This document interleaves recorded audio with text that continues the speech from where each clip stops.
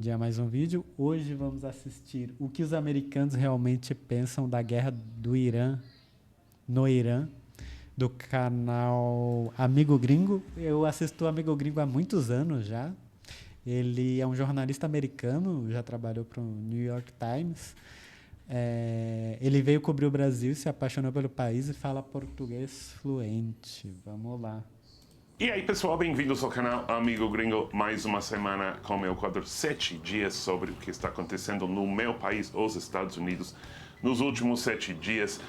Para quem não me conhece, eu sou um jornalista norte-americano, radicado em São Paulo, mas mantenho muitas conexões, óbvio, com os Estados Unidos. O assunto dessa semana, ele tá morando em São obviamente, Paulo, tem então. que ser Tá. a guerra de Estados Unidos e Israel contra o Irã. Comigo, como quase sempre, o filhote Babka e Caterina está parcialmente visível. Nem eles, nem eu somos especialistas no Irã. Então, vou falar das perguntas mais importantes que estão sendo discutidas Deixa seu like aqui entre também. americanos. A primeira pergunta mais óbvia é por que o Trump decidiu ir para a guerra? A resposta mais tradicional seria ele viu o Irã como uma ameaça iminente e apesar de ele ter falado que destruiu completamente a capacidade nuclear do Irã alguns meses atrás, primeiro isso provavelmente não é verdade, mas Irã mantém um militar capaz de pelo menos atacar aliados americanos, Israel e alguns estados árabes na região. Então, seria isso. O Irã vai virar mais poderoso cada dia, a gente tem essa oportunidade e é urgente a gente fazer algo. Isso seria o que você ouve de falcões tradicionais nos Estados Unidos. Eu acho que a resposta mais cínica seria mais ou menos um empate. Número um, ele está fazendo isso porque está todo mundo focado nos Estados Unidos nos arquivos Epstein. Lembrando que não é a opinião dele, tá? Ele só tá falando. E nos últimos dias a gente viu a prova de que o governo americano tirou várias páginas com acusações diretamente contra o Trump e havia muita pressão para divulgar essas páginas e é o clássico desse filme, lembra desse filme Wag the Dog, como se chamava em português? Em que um presidente americano começa uma guerra porque nos assuntos nacionais domésticos as coisas não estão indo tão bem. E a outra resposta cínica é simplesmente que o Trump gosta do poder, ele gosta de bombardear as coisas, ele se frustra com processos longos e metódicos, ele quer ação, ele quer resultados e ele não se importa a ser violento. É um tipo de bandido bom é bandido morto versão americana. Vamos bombardear barcos saindo da Venezuela sem saber realmente se estão levando drogas. Vamos ir lá e prender o Maduro. E do outro lado, não. E até porque ele tem perdido muita popularidade e ultimamente eles correm o risco de perder as eleições para senador e deputado lá nos Estados Unidos, o que vai enfraquecer mais ele ainda. Nossa, essas negociações na guerra Rússia-Ucrânia estão demorando tanto, não estão funcionando. Eu sei que eu falei que ia resolver num dia quando virasse presidente, mas não consegui, estou um pouco frustrado com isso. Vamos fazer a coisa que a gente sabe fazer, vamos bombardear e foda-se as consequências a longo prazo. Isso seria a versão cínica que obviamente a gente está vendo mais da esquerda. E tudo isso está sendo agravado pelas mensagens muito variadas saindo da Casa Branca e dos vários assessores do Trump. Famosamente, nos últimos dias, o Secretaria do Estado, o tipo de ministro de Relações Exteriores, falou que tinha que fazer isso porque se não fazia, o Israel ia atacar de qualquer jeito e o Irã ia atacar de volta e a gente ia ser pego de meio de surpresa. Essa fala dele, que com certeza ele não deveria ter falado, quem sabe se tem elementos verdadeiros ou não, nos trouxe muitas questões sobre o papel do Israel no processo, que é a segunda pergunta. o que foi o papel do Israel? E, pessoal, eu não tenho a resposta, só estou falando da conversa que está acontecendo. E a conversa é, será que o Netanyahu pressionou o Trump em agir ou influenciou ele em agir, que realmente foi o Netanyahu que teve a ideia? E a gente sabe que Netanyahu há décadas está querendo atacar o Irã, isso é fato, e sempre tentava convencer vários presidentes americanos e finalmente ele conseguiu convencer alguém e é o Trump. Agora o Trump rebate isso e diz, não, eu acho que fui eu que convenci ele a fazer isso. Mais uma vez, a gente não sabe se é verdade e todas essas coisas sempre são mais complexas na realidade do que aparece na mídia. Mas essa pergunta do papel do Israel é muito presente agora na conversa nos Estados Unidos. A terceira pergunta, muito discutida, se o presidente tem o poder de começar uma guerra sem a aprovação do Congresso. A nossa Constituição é muito clara no assunto, mas como funciona na realidade? A última vez que os Estados Unidos declarou guerra era na Segunda Guerra Mundial. Estamos quase chegando a um século no passado. Desde lá, a gente tem muitas guerras. A Guerra de Vietnã, Coreia, Afeganistão, Iraque e outros Sudão do Sul. conflitos menores. O Congresso, em nenhum desses casos, declarou guerra. Então, o que vem desenvolvendo é uma forma de o presidente consultar com os líderes do Congresso antes de agir. E isso, aparentemente, não aconteceu dessa vez. Foi depois dos ataques que os oficiais, os assessores do Trump, se reuniram com o Congresso e você poderia chutar, né, que os democratas não ficaram satisfeitos com as explicações e pensavam que eles tinham que ter avisado antes, enquanto os republicanos têm que defender o Trump. É o sistema agora que a gente tem, não importa o que ele faz, os republicanos geralmente defendem ele e eles estão falando, nossa, não, se ele tivesse vindo para a gente para explicar tudo, teria vazado e os soldados americanos teriam sofrido mais risco ou mais mortes, ou o plano não teria funcionado tão bem quanto funcionava. Outro assunto relacionado. Lembrando que não funcionou, tá? O Irã tá resistindo bem. Como vai afetar o Trump eleitoralmente? Eleitoralmente. Eu acho que é uma palavra. Eleitoralmente. Já estamos no meio das prévias para os midterm elections, as eleições para o Congresso que acontecem no meio do mandato de cada presidente.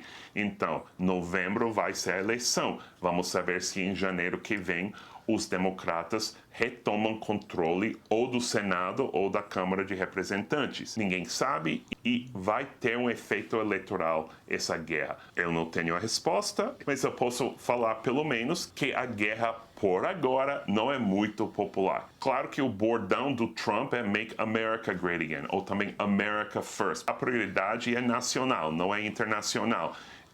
Eu não vou começar guerras em outros países, eu sou o presidente. Pois é, né? Da paz. Fala uma coisa e faz outra. É exatamente contrário ao que ele prometeu. Então, tem a possibilidade da base do Trump ficar chateado com ele. Isso poderia ser algum efeito nas eleições. De outro lado, se a guerra acaba sendo um sucesso, pelo menos no curto prazo, se tudo fica sob controle, vamos admitir, o americano gosta de certa forma de guerra e gosta de ser dominante e mostrar seu poder no mundo. Não é exatamente uma característica positiva, vamos dizer, mas é um fato. O que nos leva à próxima pergunta, que é: uma guerra de escolha é uma coisa boa ou pelo menos permissível? E eu vou tentar falar da discussão, como está sendo feita. Vocês podem me dizer o que vocês acham. Mas é o seguinte: Estados Unidos tem muitos inimigos no mundo, tem muitos países que seria bom que fossem diferentes para nossos interesses geopolíticos. Mais uma vez, falamos dos falcões. Obviamente, tem pessoas no governo americano que acham que sim, que a gente pode usar a violência legitimamente para cumprir nossas metas geopolíticas. Obviamente, esse é um ponto de vista muito problemático. A guerra envolve morte de inocentes, morte de soldados. Mais de 120 meninas numa escola de crianças, né, numa escola feminina. Destruição, crises econômicas. A guerra, obviamente, tem um preço enorme. E não só enorme, imensurável, imprevisível. E a pergunta seguinte, se a guerra é uma ferramenta tão boa, por que Estados Unidos não está atacando a Coreia do Norte? Porque a gente simplesmente não invade Cuba. Porque a gente pegou o Maduro, mas não invadiu o país. E do outro lado, como que a gente pode argumentar que a Rússia não deveria ter invadido a Ucrânia? O que a gente vai dizer se a China decide invadir Taiwan? Não sei se vocês ouviram o que falou o assessor do Trump, Stephen Miller, o mais belicoso dos assessores dele, mas muito influente ao CNN alguns meses atrás. You can talk all you want about international niceties and everything else, but we live in a world, in the real world, Jake, that is governed by strength, that is governed by force, that is governed by power. These are the iron laws of the world that have existed since the beginning of time. E apesar de ele não falar aí, por isso vamos invadir o Irã, é muito, muito óbvio que dentro dessas palavras é a filosofia que basicamente diz, se não a guerra é uma coisa boa, a violência é uma ferramenta necessária. E para usar o bordão do antigo canal Amigo Gringo nos velhos tempos, se você não usa a força, se você não usa o poder, você é um puta babaca. Claro que implícito nisso é nós contra eles, o que é bom para nós é o mais importante, não importa o que acontece no resto do mundo, se beneficia os Estados Unidos e nossos aliados. E não quero ser inocente aqui, eu sei que os Estados Unidos sempre atuava a certo ponto com essa atitude, mas esse ponto agora está virando bem passado. Piada de carne, provavelmente de mau gosto. Outra pergunta constante, possivelmente mais comum, é que como isso vai ser diferente das nossas guerras no Afeganistão, Líbia, essas guerras das últimas poucas décadas que Estados Unidos entraram e tiveram grandes dificuldades a resolver, com o resultado que até hoje muitas pessoas acham que foram erros. Eu acho que os defensores do Trump vão falar que ele vai fazer de um jeito diferente, vai ser uma guerra rápida, não vai tentar construir uma democracia na visão dos Estados Unidos para substituir o antigo regime do Irã. Um pouco como ele está tentando fazer na Venezuela e deixando a vice-presidente em poder e tentando trabalhar com ela em vez de chamar novas eleições e ajudar a oposição a tomar o poder. Então vamos ver, mas para quem passou por tudo isso, e eu obviamente lembro muito bem essa série de guerras que começou com o ataque de 11 de setembro de 2001, a gente sabe pelo menos que consequências inesperadas são inevitáveis. E outra visão um pouco cínica, que o Trump não gosta de focar em nada por muito tempo. Ele vai ficar meio chateado com essa guerra se estender muito. Ele está agora dizendo 4, 8 semanas, mas se estender muito mais do que isso, é bem possível que ele vai perder interesse e meio deixar. Finalmente, uma pergunta que não está sendo muito discutida, que eu acho meio incrível, preocupante, é quem destruiu essa escola no Irã. Eu sou uma pessoa cínica, mas eu duvido muito que Estados Unidos ou Israel fez isso de propósito.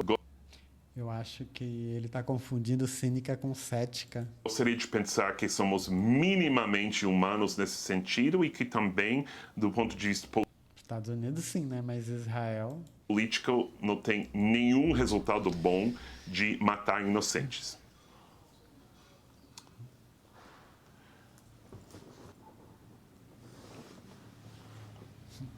Interrompi um pouco porque essa menina subiu no sofá, mas eu acho que deveria ser um assunto bem mais falado. É óbvio que o governo falou, estamos investigando isso, mas a gente deveria demandar, vamos saber o que aconteceu. Se fosse outro país, ou imagina se acontecesse nos Estados Unidos, que outro país atingiu uma escola americana e centenas de americanos morreram, seria um assunto muito, muito falado. Então, O mundo inteiro, né? esses meninos agora me interromperam, subiram no sofá, então quase é hora deles paparem e eu terminar o vídeo. Mas só para terminar, eu estou muito surpreso que não está sendo mais falado, mais discutido na imprensa americana e entre o que aconteceu com essa escola. Eu já ouvi acusações de que Irã fez isso para ganhar simpatia Maluquice, teoria da conspiração. do mundo com um preço obviamente enorme, mas eu acho que é bem provável que ou Israel ou mais provavelmente Estados Unidos cometeu um erro, destruiu uma escola e morreram centenas de pessoas inocentes. Isso acontece na guerra. Quando a gente entra numa guerra, a gente tem que admitir que isso vai acontecer, tem que investigar, tem que pedir desculpas para o mundo e especialmente para as famílias.